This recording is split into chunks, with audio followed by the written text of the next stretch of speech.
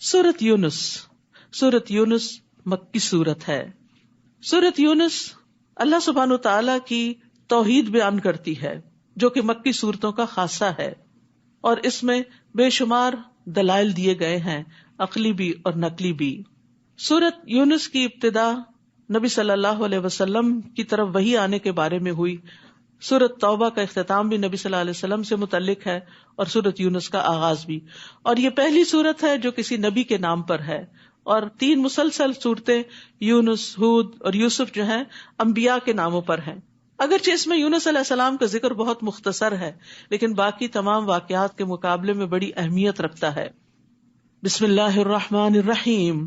الف لام را تلک آیات الکتاب الحکیم. الف لام را، یہ حکمت والی کتاب کی آیات ہیں. کیا لوگوں کو اس بات پر تعجب ہوتا ہے کہ انہی میں سے ایک آدمی پر ہم نے وحی کی کہ وہ لوگوں کو ڈرائے اور ایمان لانے والوں کو یہ خوشخبری دے کہ ان کے رب کے ہاں ان کے لیے حقیقی عزت اور مرتبہ ہے. سبحان اللہ، یہ خوشخبری ہے ایمان والوں کو کہ ان کا مرتبہ اور مقام ان کے رب کے پاس عزت والا ہے. اس دعوت پر کافروں نے کہہ دیا یہ تو صاف جادوگر ہے. ان ربکم اللہ الذی خلق السماوات والارض. اب رب کی پہچان کرائی جا رہی ہے کہ کون ہے رب، کس کو ماننا ہے، کس کو پوجنا ہے. تمہارا رب یقیناً وہ اللہ ہے جس نے آسمانوں اور زمین کو 6 دنوں میں پیدا کیا، پھر عرش پر قرار پکڑا. وہی کائنات کا انتظام چلاتا ہے، کوئی اس کے ہاں سفارش نہیں کر سکتا الا یہ کہ پہلے اس کی اجازت حاصل ہو. یعنی سارے اختیارات کا مالک اللہ ہے. ان صفات کا مالک ہے تمہارا رب، لہذا اسی کی عبادت کرو. کیا تم غور نہیں کرتے کہ ساری کائنات اسی کی اطاعت میں ہے، اسی کے چلانے سے چل رہی ہے، تو تمہیں بھی اسی کی طرف اپنا رخ کرنا چاہیے. الیہ مرجعکم جمیعا، اسی کی طرف تم سب کو لوٹ کر جانا ہے. آئے بھی وہیں سے ہیں، جانا بھی وہی ہے، تو جتنے دن یہاں ہیں یہ بھی اسی کی یاد میں گزرے تو اچھا، تبھی کامیابی ہوگی. تمہیں اسی کی طرف لوٹ کر جانا ہے، یہ اللہ کا پکا وعدہ ہے.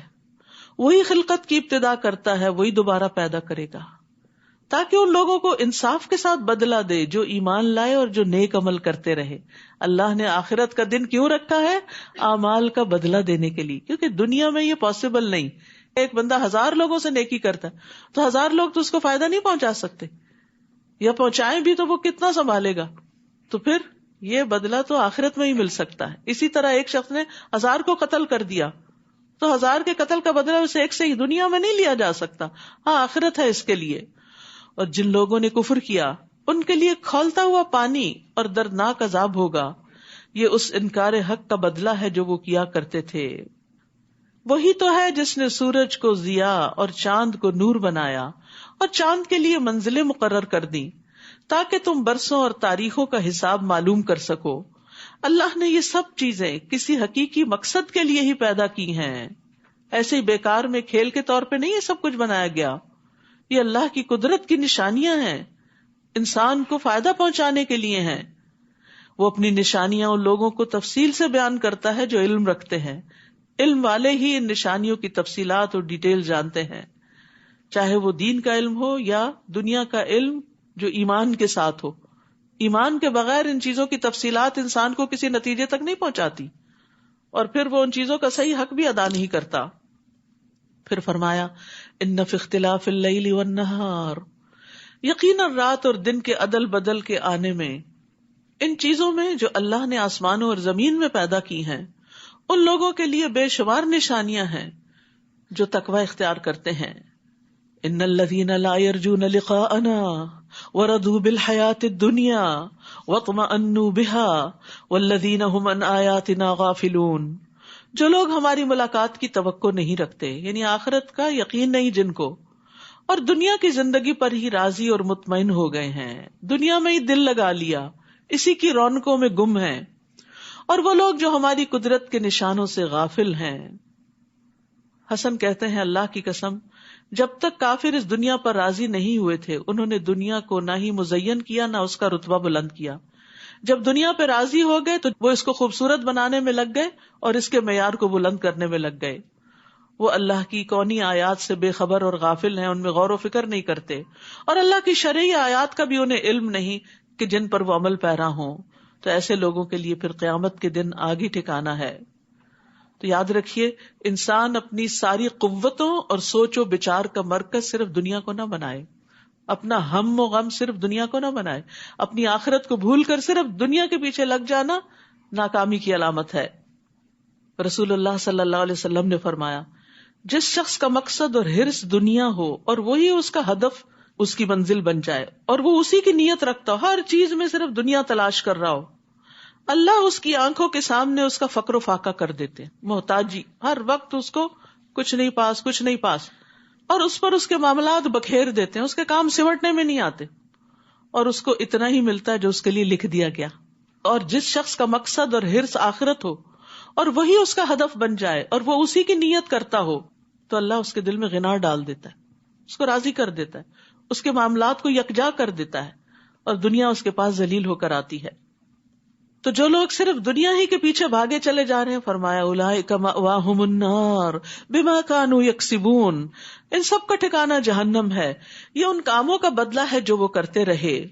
ان الذین آمنوا وعملوا الصالحات یہدیہم ربہم بایمانہم، بلا شبہ جو لوگ ایمان لائے اور نیک اعمال کرتے رہے، ان کے ایمان کی وجہ سے ان کا رب انہیں ایسی نعمتوں والے باغوں کی راہ دکھلائے گا جن کے نیچے نہریں بہہ رہی ہوں گی۔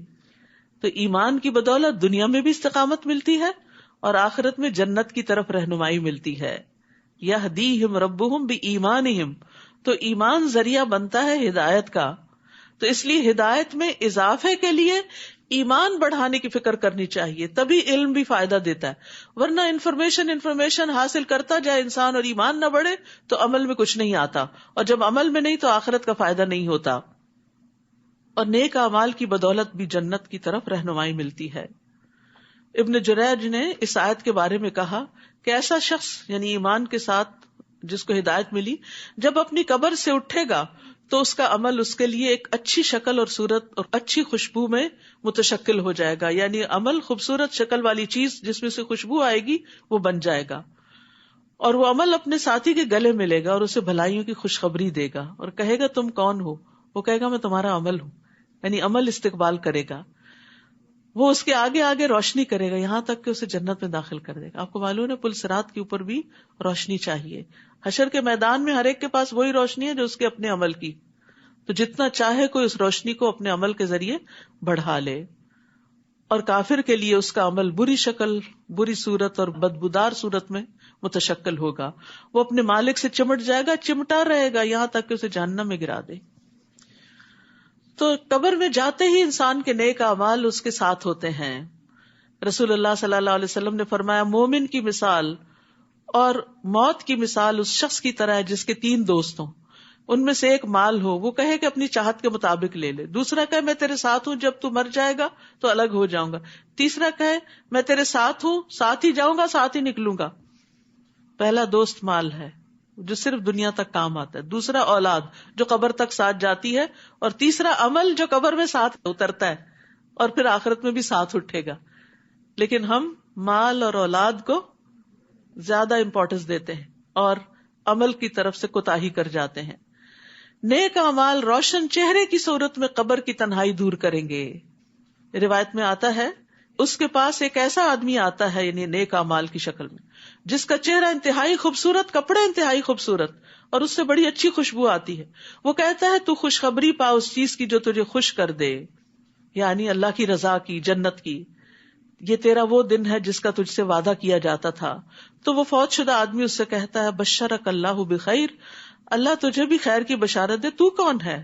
تیرا چہرہ کیا ہی مبارک ہے جو خیر لایا ہے۔ وہ کہتا ہے میں تیرا نیک عمل ہوں، اللہ کی قسم جو کچھ میں جانتا ہوں وہ یہ کہ تو اللہ کی اطاعت میں بڑی جلدی کرتا تھا اور اللہ کی نافرمانی میں سست تھا، فجزاک اللہ خیرا۔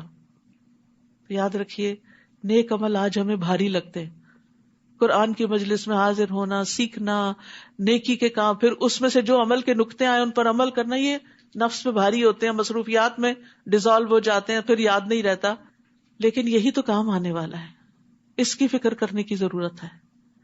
ہم بس دنیا میں مشغول، نمازوں میں جھٹ سے 4 سجدے کر کے آگے، جیسے بوجھ اتارا، حالانکہ اس نے ساتھ جانا ہے، یہ کام یہی دھرے کے دھرے رہ جائیں گے۔ دعواہم فیہا سبحانک اللہم وتحیتہم فیہا سلام وآخر دعواہم ان الحمد للہ رب العالمین. وہاں ان کی پکار یہ ہوگی اے اللہ تو پاک ہے، اور ان کی آپس میں دعا ہوگی تم پر سلامتی ہو، اور ان کا خاتمہ کلام یہ ہوگا کہ سب کی سب تعریف اللہ کے لیے ہے جو تمام جہانوں کا رب ہے. اور اگر اللہ بھی لوگوں کو برائی پہنچانے میں ایسی ہی جلدی کرتا ہے جیسے وہ بھلائی کو جلد از جلد چاہتے ہیں، تو اب تک ان کی مدت پوری ہو چکی ہوتی، مگر اللہ کا یہ دستور نہیں. لہٰذا جو لوگ ہم سے ملنے کی توقع نہیں رکھتے انہیں ہم ان کی سرکشی میں بھٹکنے کے لیے کھلا چھوڑ دیتے ہیں. وَإِذَا مَسَّ الْإِنسَانَ الضُّرُّ دَعَانَا لِجَنبِهِ أَوْ قَاعِدًا أَوْ قَائِمًا. اور جب انسان کو کوئی تکلیف پہنچتی، بیماری ہو، کوئی مالی مسئلہ ہو، اولاد کی طرف سے ہو، تو وہ ہمیں اپنے پہلو پر لیٹے اور بیٹھے اور کھڑے ہر حال میں پکارتا ہے. پھر اللہ خوب یاد آتا ہے. پھر جب ہم اس سے وہ تکلیف دور کر دیتے ہیں تو وہ ایسے گزر جاتا ہے، اللہ کو یوں بھول جاتا ہے جیسے تکلیف کے وقت اس نے ہمیں پکارا ہی نہ تھا. یہ بڑا بے وفائی والا معاملہ ہوتا ہے، مطلبی معاملہ ہے کہ اللہ کو صرف اس وقت یاد کیا جائے جب کوئی پریشانی ہو، اور جو پریشانی چلی جائے تو غفلت میں پڑ جائے انسان. نہیں، خوشحالی میں، تنگی میں، ہر حال میں اللہ کو یاد رکھنا ہے. ایسے حد سے بڑے ہوئے لوگوں کو وہی کام اچھے معلوم ہونے لگتے ہیں جو وہ کرتے ہیں. تو یہاں بنیادی طور پر خوشحالی میں دعائیں نہ مانگنے والوں کی مذمت کی جا رہی. یاد رکھیے، جو خوشحالی میں اللہ کو یاد رکھتا ہے مشکل میں اللہ اس کو یاد رکھتا ہے. نبی صلی اللہ علیہ وسلم نے فرمایا تھا تم خوشحالی میں اسے یاد رکھو تو وہ تکلیف کے وقت تمہیں یاد رکھے گا. ہم تم سے پہلے کی بہت سی قوموں کو ہلاک کر چکے ہیں جبکہ انہوں نے ظلم کی روش اختیار کی. ان کے پاس ان کے رسول واضح دلائل لے کر آئے مگر وہ ایمان لانے والے نہ تھے. ہم مجرم لوگوں کو ایسے ہی سزا دیتے ہیں. پھر ان کے بعد ہم نے تمہیں زمین میں ان کا جانشین بنایا تاکہ ہم دیکھیں کہ تم کیسے عمل کرتے ہو. اور جب ان پر ہماری واضح آیات پڑھی جاتی ہیں جو ہم سے ملنے کی توقع نہیں رکھتے، یعنی آخرت کو نہیں مانتے، اللہ کی ملاقات کا کوئی یقین نہیں، تو کہتے ہیں اس قرآن کے سوا کوئی اور قرآن لاؤ. یہ باتیں بڑی مشکل ہے. یا اس میں تبدیلی کر دو، یعنی قرآن کو اپنی خواہشات کے مطابق بدلنا چاہتے ہیں، اپنی عقل کے مطابق. سوچئے آپ کی عقل بڑی ہے اللہ کی. آپ ان سے کہیے مجھے یہ حق نہیں کہ میں اپنی طرف سے اس میں کوئی تبدیلی کروں، میں تو اسی کی پیروی کرتا ہوں جو میری طرف وحی کی جاتی ہے. اگر میں اپنے رب کی نافرمانی کروں تو میں بڑے دن کے عذاب سے ڈرتا ہوں کہ اس دن پکڑ ہو جائے گی. نیز آپ کہیے اگر اللہ چاہتا تو میں تمہارے سامنے یہ قرآن نہ پڑھتا اور نہ ہی اللہ تمہیں اس سے آگاہ کرتا. میں نے اس سے پہلے تمہارے درمیان اپنی عمر کا بڑا حصہ گزارا ہے، پھر بھی تم نہیں سوچتے. یعنی محمد صلی اللہ علیہ وسلم نے 40 سال تک کوئی قرآن نہیں سنایا تھا، اب اللہ کا حکم آیا ہے تو سنا رہے ہیں، تو آخر تم کیوں نہیں سمجھتے؟ پھر اس شخص سے بڑا ظالم کون ہوگا جو اللہ پہ جھوٹ باندھے یا اس کی آیتوں کو جھٹلائے. ایسے مجرم کبھی فلاح نہیں پاتے. یہ لوگ اللہ کو چھوڑ کر ایسی چیزوں کی پرستش کرتے ہیں. اہل مکہ کی طرف اشارہ ہے جو اس وقت بت پرستی میں مبتلا تھے، جو ان کا نہ کچھ بگاڑ سکے نہ فائدہ پہنچا سکے، جن کے ہاتھ میں کوئی نفع نقصان نہیں، اور کہتے ہیں یہ اللہ کے ہاں ہمارے سفارشی ہوں گے. آپ ان سے کہیے کیا تم اللہ کو ایسی بات کی خبر دیتے ہو جس کا وجود نہ کہیں آسمانوں میں اسے معلوم ہوتا ہے اور نہ زمین میں؟ وہ ایسی باتوں سے پاک اور بالا تر ہے جو شرک یہ کرتے ہیں. ابتدا میں لوگ ایک ہی امت تھے، پھر انہوں نے آپس میں اختلاف کیا، اور اگر تیرے رب کی طرف سے ایک بات پہلے سے طے شدہ نہ ہوتی تو جس بات میں وہ اختلاف کر رہے تھے ان کے درمیان اس کا فیصلہ ہو چکا ہوتا. نیز کہتے ہیں کہ اس پر اس کے رب کی طرف سے کوئی معجزہ کیوں نہیں اتارا گیا. آپ ان سے کہیے غیب کے امور تو اللہ کے اختیار میں ہیں، لہذا تم بھی انتظار کرو اور میں بھی تمہارے ساتھ انتظار کرتا ہوں. وَإِذَا أَذَقْنَا النَّاسَ رَحْمَةً مِّن بَعْدِ ضَرَّاءَ مَسَّتْهُمْ، اور جب کوئی تکلیف پہنچنے کے بعد ہم انہیں اپنی رحمت کا مزہ چکھاتے ہیں، یعنی مشکل وقت دور ہو جاتا ہے، تو پھر یہ ہماری نشانیوں کی مختلف توجیہات پیش کر کے اس پہ چال بازیاں شروع کر دیتے ہیں. آپ ان سے کہیے کہ اللہ بہت جلد تمہاری چال بازیوں کا جواب دے گا.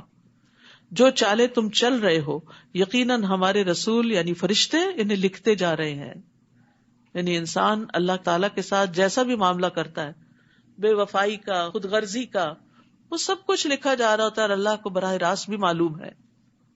پھر اللہ تعالیٰ کی پہچان کی بات ہے، اللہ کی الوہیت کے دلائل ہیں. وہی تو ہے جو تمہیں خشکی اور سمندر میں سیر کراتا ہے، حتیٰ کہ جب تم کشتی میں سوار ہوتے ہو تو وہ کشتیاں باد موافق سے انہیں لے کر چلتی ہیں اور وہ اس سے خوش ہوتے ہیں کہ یکدم ان کشتیوں کو آندھی آ لیتی ہے اور ہر طرف سے موجوں کے تھپیڑے لگنے شروع ہو جاتے ہیں اور انہیں یقین ہو جاتا ہے کہ اب گھیرے میں آ گئے، اب نہیں بچتے. تو اس وقت عبادت کو اسی کے لیے خالص کرتے ہوئے اللہ سے دعا مانگتے ہیں. دعا بھی عبادت ہے کہ اگر تو نے ہمیں اس طوفان سے بچا لیا تو ہم شکر گزار بن کر رہیں گے. یعنی مصیبت کے وقت اللہ کی طرف رجوع کرتے ہیں. اور اللہ تعالیٰ مضطر بے قرار انسان کی دعا سنتا ہے، چاہے وہ مسلمان ہو یا نہ ہو. کہنا یہ مقصود ہے کہ جب سارے سہارے ٹوٹ جاتے ہیں، کوئی کام آنے والا نہیں ہوتا، تو پھر سب کو بھول کر صرف اللہ کو پکارتے، اور یہ انسان کی فطرت میں ہے. پھر جب اللہ نے انہیں بچا لیا تو فوراً حق سے منحرف ہو کر زمین میں بغاوت کرنے لگتے ہیں. خشکی پہ اتر کے پھر سے وہی شروع کر دیتے ہیں، وہی شرک، وہی نافرمانی. لوگوں دھیان سے سن لو، تمہاری سرکشی کا وبال تم ہی پر پڑے گا. دنیا کی زندگی کے چند روزہ مزے لوٹ لو، پھر تمہیں ہمارے پاس ہی آنا ہے اور ہم تمہیں بتا دیں گے کہ تم کیا کیا کرتے تھے. یعنی دنیا میں انسان کتنے دن اللہ سے بھاگ سکتا ہے؟ سوچئے، ہم دین کی طرف نہیں آنا چاہتے، نہ آئے، بھاگے اللہ سے، بھاگے بھاگے بھاگے، کہاں پہنچیں گے؟ اللہ ہی کے پاس پہنچیں گے. تو پھر بھاگنے کا کیا فائدہ؟ اطاعت کی طرف آ جائیں. جب جانا اسی کے پاس ہے تو اس کو راضی کر لے. انما مثل الحیات الدنیا کما، دنیا کی زندگی کی مثال تو ایسے ہے جیسے ہم نے آسمان سے پانی برسایا. آج صبح خوب دیکھا ہوگا آپ نے برستی بارش کو، جس سے زمین کی نباتات خوب گھنی ہو گئی، جس سے انسان بھی کھاتے ہیں اور چوپائے بھی، حتیٰ کہ زمین اپنی بہار پر آ گئی اور خوشنما معلوم ہونے لگی، ہر طرف سبزہ ہو گیا، اور کھیتی کے مالکوں کو یقین ہو گیا کہ وہ اس پیداوار سے فائدہ اٹھانے پہ قادر ہیں. تو یکا یک رات کو یا دن کو ہمارا عذاب آ پہنچا تو ہم نے اس کو کٹی ہوئی کھیتی کی طرح بنا دیا، سب برباد ہو گیا. بعض اوقات آپ لگاتے ہیں نا اس سیزن میں پھول، تو ایک دن فراسٹ آ جاتی ہے اور سب کچھ ختم ہو جاتا ہے، جیسے کل وہاں کچھ تھا ہی نہیں. دنیا کی رونقیں تو اس طرح ختم ہو جاتی ہیں. اسی طرح ہم اپنی آیات ان لوگوں کے لیے تفصیل سے بیان کرتے ہیں جو کچھ غور و فکر کرتے ہیں. یاد رکھیے قیامت کے دن دنیا یوں لگے گی جیسے کوئی چیز ہی نہ تھی، انتہائی حقیر. گھر میں، اپنے آپ میں، اولاد میں جن جن چیزوں سے بڑا خوش ہوتے ہیں، امپریس ہوتے ہیں، انسپائر ہوتے ہیں، ان سب چیزوں کے بارے میں سوچئے. آج جائیے اور ضرور دیکھیے. ہوتا ہے نا کہ کوئی پرفیوم آپ کو بڑا پسند ہے، کوئی جیولری آپ کو اپنی بڑی اچھی لگتی ہے، کوئی اپنا ڈریس آپ کو بڑا پسند ہوتا ہے، تو آپ اس کو نہ کسی کو دیتے ہیں، سنبھال کے رکھتے ہیں، تھوڑا تھوڑا یوز کرتے ہیں، ختم نہ ہو جائے. کتنی چیزیں ہوتی ہیں جن کے ساتھ ہماری ایموشنل میموریز منسلک ہوتی ہیں. یہ فلاں موقع کی یادگار ہے، یہ فلاں وقت کی چیز ہے، نانی دادی پڑنانی کے وقت سے چیزیں لے کے چل رہے ہوتے ہیں. کبھی سوچیں وہ بھی چھوڑ گئے، ہم نے بھی چھوڑ جانا ہے. اس وقت کو ان چیزوں کی سیوا میں نہ استعمال کریں. آگے کی سوچیں وہاں کیا کام آئے گا، وہاں کیا فائدہ دے گا، وہاں کے لیے جمع کریں ان کو. دنیا میں سب سے زیادہ خوشحال شخص جب اس سے پوچھا جائے گا کہ آدم کے بیٹے کبھی تو نے کوئی بھلائی دیکھی، کیا تمہیں کبھی کوئی نعمت چھو کر گزری، کہے گا میرے رب کی قسم میں نے کبھی بھی نہیں کچھ دیکھا. یہ اس شخص کا جواب ہوگا جو دنیا میں سب سے زیادہ خوشحال ہوگا. اور دنیا میں سب سے زیادہ تکلیف اور تنگی والا کہے گا جنت دیکھ کے میں نے کبھی کوئی تکلیف دیکھی نہیں، سب بھول جائے گا. اور جنت کی نعمتیں دیکھ کے دنیا کی یہ حقیر چیزیں جن کو ہم بہت بڑا سمجھتے ہیں، ان کو وہاں لانا نہیں چاہیں گے کہ وہ دنیا میں بڑی قیمتی چیز ہے، مجھے ذرا جنت میں پہنچا دی جائے. نہیں، اس کی کوئی ویلیو نہیں. اب جن دنیا کی چیزوں کو اب ہم بہت ویلیو دیتے ہیں کچھ بھی نہیں ہے، حقیر ترین ہے اگر یہ اطاعت میں نہیں لگ رہی. ہاں اگر آپ کی گاڑی ہے، آپ کا وقت ہے، کوئی بھی چیز اللہ کی اطاعت میں خیر اور نیکی کے کاموں میں لگ رہا ہے، وہ ورت ہے، وہ وہاں بھی کام آ جائے گا، وہ خوشنما شخص کی شکل میں آپ کے ساتھ آ جائے گا. تو دنیا جو ہے آفات کا گھر ہے، فانی ہے، یہاں کی راحتیں بہت تھوڑی ہیں، اس لیے آخرت کے لیے اپنے آپ کو تھکانا چاہیے. للذین احسنوا الحسنى وزیادہ، جن لوگوں نے اچھے کام کیے ان کے لیے ویسا ہی اچھا بدلہ ہوگا. یعنی ایک صفحے پر دنیا میں جو کچھ آپ کر رہے ہیں اس کو جب پلٹا جائے گا آخرت کے دن وہی نکلے گا. اور اس سے بھی زیادہ، اور زیادہ کیا ہے، اللہ سبحانہ تعالیٰ کا دیدار. ان کے چہروں پر نہ سیاہی چھائے گی اور نہ ذلت. یہ لوگ جنتی ہیں جس میں وہ ہمیشہ رہیں گے. جب اہل جنت جنت میں چلے جائیں گے تو اللہ تبارک و تعالیٰ ان سے فرمائیں گے کیا تم مزید کچھ چاہتے ہو؟ وہ عرض کریں گے کیا تو نے ہمارے چہروں کو روشن نہیں کر دیا؟ کیا تو نے ہمیں جنت میں داخل نہیں کر دیا؟ کیا تو نے ہمیں آگ سے نجات نہیں دے دی؟ تو اللہ تعالیٰ ان کے درمیان سے اپنا حجاب ہٹا دے گا. جنتی اللہ تعالیٰ کا دیدار کریں گے تو جو کچھ انہیں ملا ہوگا ان میں سے سب سے زیادہ محبوب ترین چیز ان کے لیے رب کا دیدار ہوگا، جس کے بعد انہیں باقی چیزیں بہت چھوٹی لگیں گی. تو جو اللہ کی رضا اور اس کے دیدار اور اس کے چہرے کے لیے نیک عمل کرتے ہیں وہی اس کو پا سکیں گے. اور جن لوگوں نے برے برے کام کیے ان کو اتنا ہی بدلہ ملے گا جتنی ان کی برائی ہے، نہ کم نہ زیادہ. ان پر ذلت چھائی ہوئی ہوگی، کوئی انہیں اللہ سے بچانے والا نہ ہوگا. ان کے چہروں پر ایسی تاریکی چھائی ہوگی جیسے ان پر تاریک رات کے پردے پڑے ہوئے ہوں. یہی لوگ دوزخی ہیں جس میں وہ ہمیشہ رہیں گے. اور جس دن ہم سب کو اکٹھا کریں گے پھر جن لوگوں نے شرک کیا تھا انہیں ہم کہیں گے کہ تم اور تمہارے شریک اپنی اپنی جگہ پر ٹھہرے رہو. پھر ہم انہیں الگ الگ کر دیں گے تو ان کے بنائے ہوئے شریک انہیں کہیں گے تم تو ہماری بندگی کرتے ہی نہیں تھے. یعنی قیامت کے دن سب بیزار ہو جائیں گے. بہت سے لوگ سورج کے پیچھے چلیں گے، کچھ چاند کے، کچھ بتوں کے، اور پھر ان کو بھی جب جہنم میں پھینکا جائے گا تو وہ ساتھ ہی چلیں گے. ہمارے اور تمہارے درمیان اللہ کی گواہی کافی ہے، اور اگر تم کرتے بھی تھے تو ہم تمہاری عبادت سے بالکل بے خبر تھے. معبود وہاں جا کے انکاری ہو جائیں گے. اس وقت ہر شخص اپنے اعمال کو جو اس نے آگے بھیجے ہوں گے جانچ لے گا، اور وہ سب اللہ کی طرف لوٹائے جائیں گے جو ان کا حقیقی مالک ہے. اور جو کچھ افتراء پردازیاں وہ کرتے رہے سب انہیں بھول جائیں گے. قل من یرزقکم من السماء والارض، آپ ان سے پوچھیے آسمان اور زمین سے تمہیں رزق کون دیتا ہے. سوچے انسان، پانی ہو، چارہ ہو، کھانا ہو، کہاں سے آتا ہے؟ اللہ پانی نہ برسائے تو پانی ختم ہو جائے، آپ کا برف نہ پڑے تو ذخیرے ختم ہو جائیں، زمین کچھ نہ اگائے تو کھانے کو کچھ نہ ملے. یا وہ کون ہے جو سماعت اور بینائی کی قوتوں کا مالک ہے؟ کون ہے جو مردہ سے زندہ کو اور زندہ سے مردہ کو نکالتا ہے؟ کون ہے جو کائنات کا نظام چلا رہا ہے؟ وہ فوراً بول اٹھیں گے کہ اللہ. پھر ان سے کہیے کہ تم اس سے ڈرتے کیوں نہیں جب سب کچھ کر وہ رہا ہے، خالق وہ ہے، رازق وہ ہے، مالک وہ ہے، تو اس کی عبادت کیوں نہیں کرتے، اس کے آگے کیوں نہیں جھکتے، اس سے ڈرتے کیوں نہیں؟ یہ ہے اللہ تمہارا حقیقی رب. پھر حق کے بعد سوائے گمراہی کے کیا باقی رہ جاتا ہے؟ پھر تم کدھر سے پھرائے جا رہے ہو؟ اس طرح آپ کے رب کی بات ان بد کرداروں پر صادق آ گئی کہ وہ کبھی ایمان نہ لائیں گے. آپ ان سے پوچھئے تمہارے شریکوں میں کوئی ایسا بھی ہے جو تخلیق کی ابتدا بھی کرتا ہو پھر اسے دوبارہ بھی پیدا کر سکے؟